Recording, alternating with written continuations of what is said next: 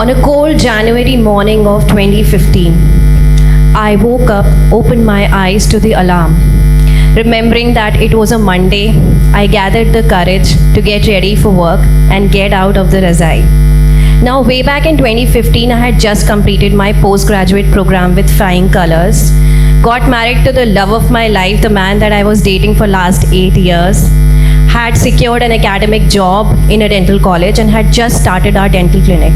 Life was beautiful.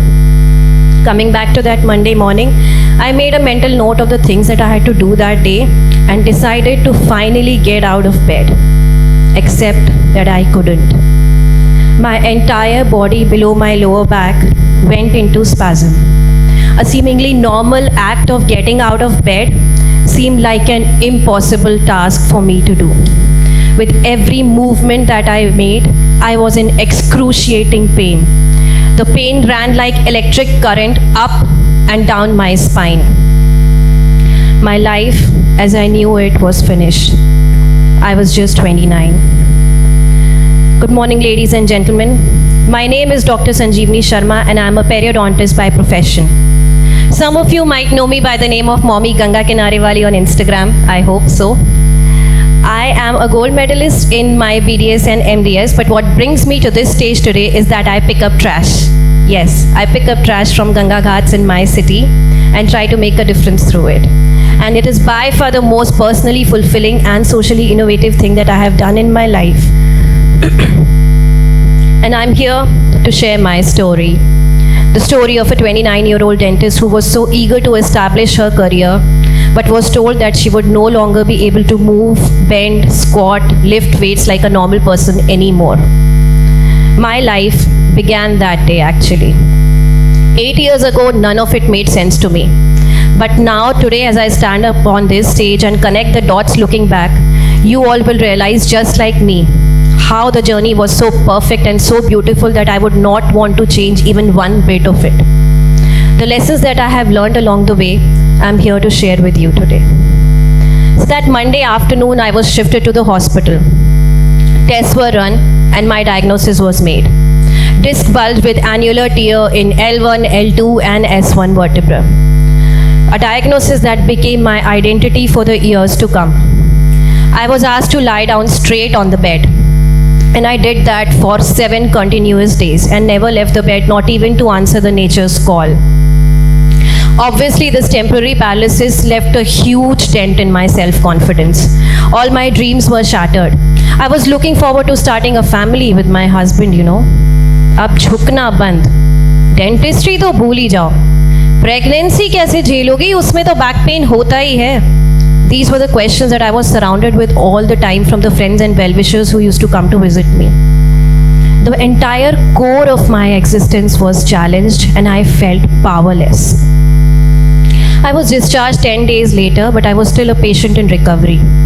Most of my time at home was spent lying down in bed. I had mastered the art of drinking water and eating food while lying down straight at 180 degrees. I was popping 14 pills a day. Until one day I decided I was so sick of it, literally, that I could not take it any longer. I connected with people who were dealing with my problem, similar problem, and how they had overcome it over the internet. It gave me some motivation. I decided that I'm going to accept my reality and then change it no matter what it took. Lesson number 1. Do not dwell in the past, it makes you feel unworthy. Lesson number 2, do not dwell in the future either. It fills you with self-doubt. Accept and live in the present because it is there that you can change your reality. And always remember that humankind and adversity go hand in hand. You're not the only one facing struggles in your life. Realizing this prevents you from discrimination and gives you the courage and prevents you from feeling like a victim all the time. So once I had made up my mind that I was going to get better, I explored alternative medicine and homeopathy. Bit by bit, I gained my confidence.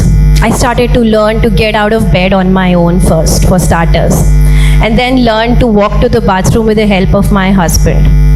Gradually, I started learning to walk holding the nearest wall or the nearest furniture in the room.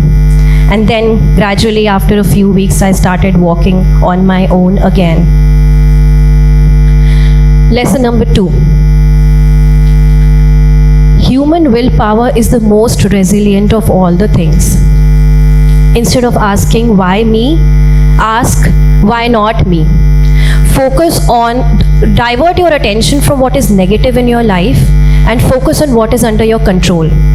Take the next first possible step, and then another, and then another. And gradually, you will find your way out of the problem.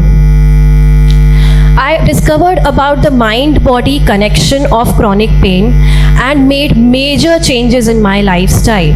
Focused more on my mental health and adopted a slow life as possible. And in a span of next 4 months, I performed my first flap surgery on a patient sitting at a dental chair at awkward angles for 45 minutes.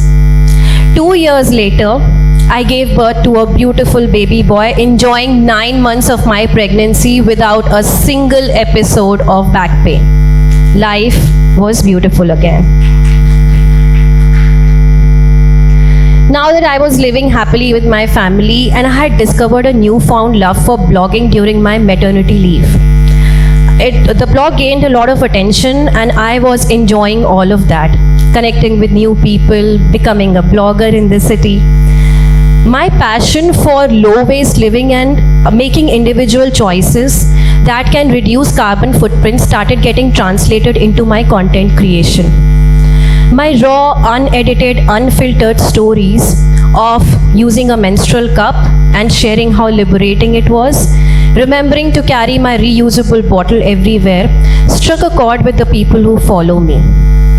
These changes were so small and yet so impactful that I started gradually receiving DMs from all over the country that how people were remembering to carry that jhola to the shopping center or buy that one plastic bottle less just by remembering my stories. A collective consciousness had started to change and I believed that I mattered. Lesson number 3. Believe that you matter and the fact that you help others will make you matter even more. Believe that you have strengths and then you will get opportunities to utilize those strengths. And then came 2020, the year that changed so much for all of us. The pandemic and the lockdown brought different kind of challenges for all of us. For me, it meant hospital duty in a rural hospital. The simple act of opening my patient's mouth and checking it up and close suddenly became so risky. But like other doctors, I continued to deliver my duties, wearing layers of PPE kit in those hot April afternoons, with just a fan to my rescue in the rural hospital. The stress and anxiety of catching that infection and passing on to my family took a toll on my mental health again. And guess what? After 5 years, my friend was back. Yes, that chronic back pain, and it had come to teach me a lesson again. And this time, nothing worked. Neither the exercises nor the painkillers. The pain was now radiating down both my thighs. It was as if like somebody was pouring molten wax over my skin all the times that I was not lying down. I carried on with my duties in great agony, but continued to work. You see, this chronic pain is a friend that you don't like, but it keeps coming back to you to teach you lessons that you don't want to learn in life. In words of Viktor Frankl, suffering ceases to be suffering the moment that suffering finds a meaning. And it happened for me in this case too. This pain redefined my sense of faith and spirituality. I now switched to Reiki healers. I connected with past life regression therapists, inner child healers, and all of it pointed to just one thing. I needed to find my purpose in life, the purpose of my soul. Something that defines me beyond being a dentist, a woman, a mother to my son, or a wife to my husband. The highest purpose of my soul. And in early 2021, a trip to Rishikesh brought me to that higher purpose. I remember at that point in my life when I was in Rishikesh, I was questioning everything that I was doing in life, everything that I was attached to. I looked at the pristine, pure green Ganga at Rishikesh, made a silent prayer with tears of surrender in my eyes of finding my purpose. What followed was truly magical. I opened my eyes from the prayer and looked at the ground of the Ganga Ghat. Suddenly the plastic litter around that ghat became an eyesore for me. So organically I just picked up one piece of litter and then another and then another.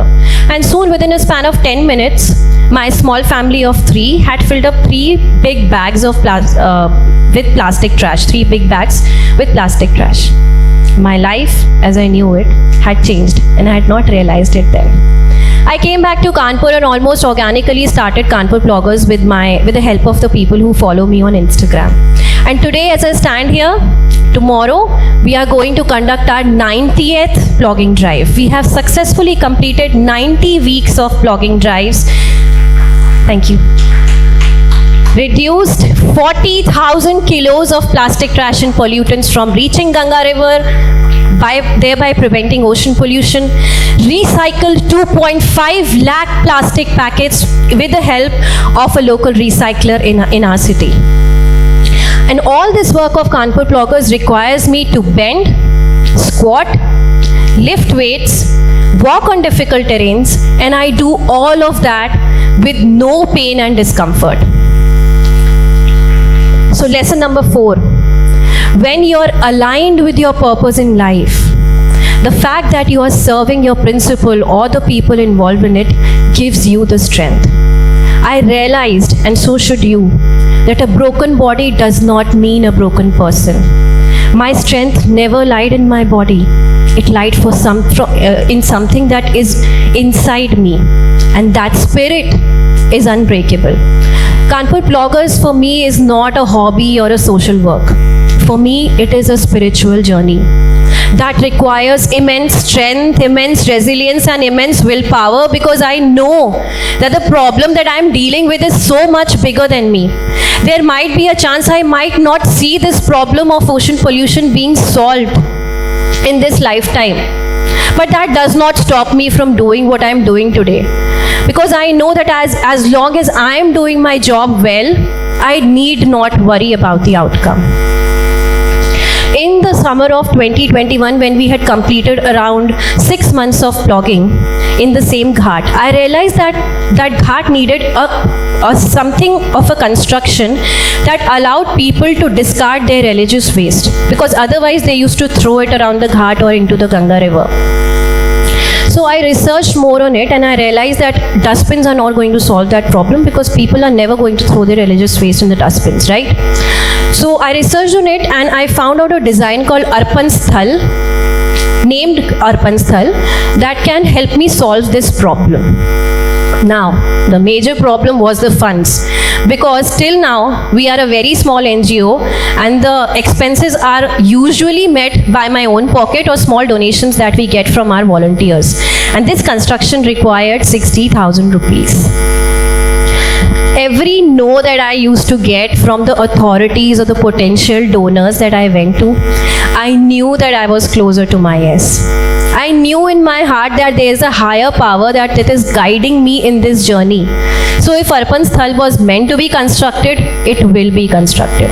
So I focused my energies again on things that were under my control. I knew for a fact that this problem of ocean pollution, microplastic, climate change, global warming is affecting all our lives. And if people know more about this problem, they would come forward to help me. There were a lot of fun and reprimands that I received on the way. I mean, what job does a dentist have picking up trash from Ganga ghats? She's either doing it for money or doing it for fame. These were the sentences that I used to get hearing from various sources. But of course, that did not make any difference to me. So one day, finally, someone approached me, a kind soul approached me, and they said that their club wanted to collaborate with me. this was because of the multiple awareness campaigns that I had run on social media as well as on ground. I did not miss any opportunity to talk to people, be it 5 or 50, to talk and tell about this problem. So she asked me that we want to collaborate with your NGO. My club wants to collaborate with your NGO. What is it that you need? And voila, I had got my donor. On 14th March 2021, the Arpan-sal was inaugurated by the mayor of the city. The event was followed by a Ganga Aarti and a plogging drive, and it ended at around 8 p.m. in the night.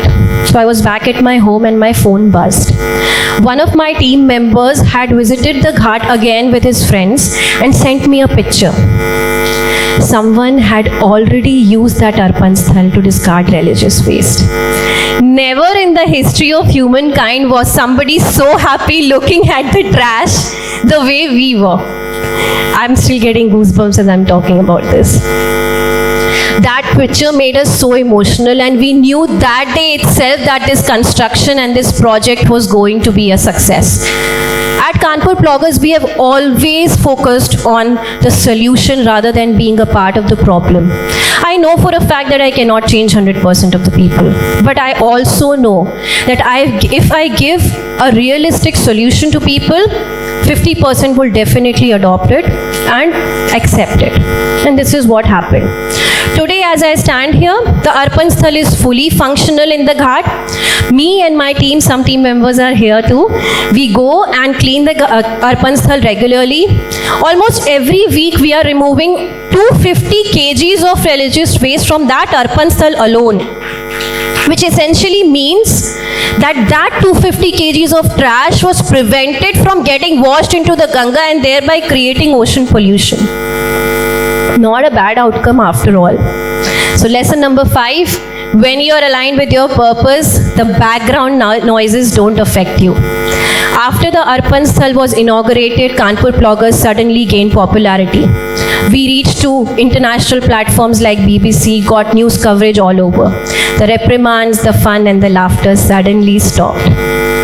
So once you are aligned with your purpose, believe that it will come true, whatever your challenges and your dreams are. Be extremely patient with your dreams. And slowly is the fastest way to reach where you want to reach. Today, as I stand here and deliver my second TEDx, there is one thing that I know for sure. Do not underestimate the power of small, consistent efforts. Be it dealing with chronic pain, like mine, or bigger problems like global warming, climate change, ocean pollution. These problems are sometimes so big that as individuals we tend to get bogged down by the enormity of these problems. हम अकेले क्या कर सकते हैं? What will I be able to do alone is the question that we all, keep asking ourselves. I was like you too. I was always thinking why somebody else was not doing something about this problem until I realized I was that somebody. So this problem of climate change, ocean pollution is so big and it is affecting our generation so badly that I want to do everything in my power as a mother to give my child a cleaner air to breathe and a cleaner Ganga river to take a dip. Just the carefree and happy way I used to take it in my childhood in Prayagraj. And when the intention is so clear, giving up is not an option. And my only companion in this journey is not my talent, not luck, not even the money. It is my resilience, a muscle that I have built over the years after facing all the challenges that I have faced in my life. So this lower back pain that once came in my life as a curse is now my gift, my friend that teaches me lessons every time it comes. It is a gift that keeps on giving.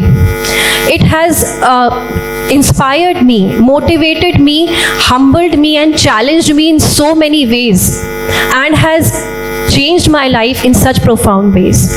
And while I would not wish this gift on anybody of you here, there is nothing that I want to change about this journey. So next time that when you are faced with challenges in life that are unwanted, unprecedented, unasked for, believe that it might be, maybe, it is a gift that has come to your life to teach you some lessons. And while you are at it, do not waste your time so much looking at the closed door that you ignore the doors that life has opened for you. And all I wish for you when you are facing these challenges in life is not luck, not money, not hard work, not willpower. It is the most potent ability of them all. I wish you resilience. Thank you.